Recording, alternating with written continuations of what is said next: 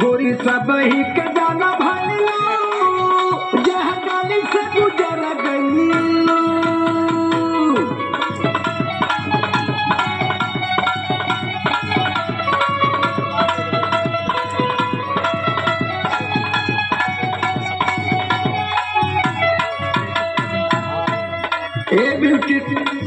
हाँ बोला, हम सुनत हूँ।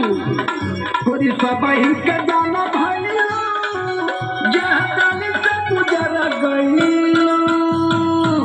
सब कहे रानी रहल नया नवा में।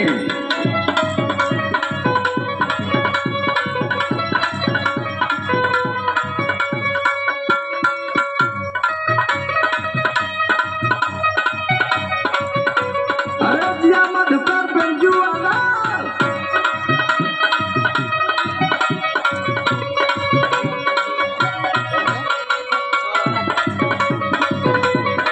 यो गाना गुरु सुना सुनावा। जौनी की जा तू लोग पागल हो गया।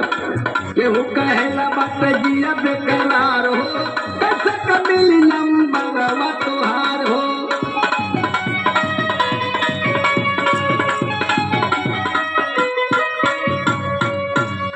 बिजुली के तार लागे गोरी तोरा पूरे नवा में।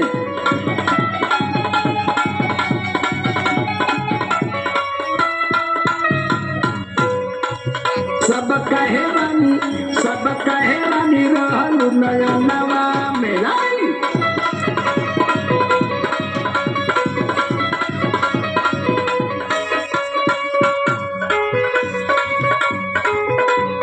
अरे दिया वो प्रकाश खलीफा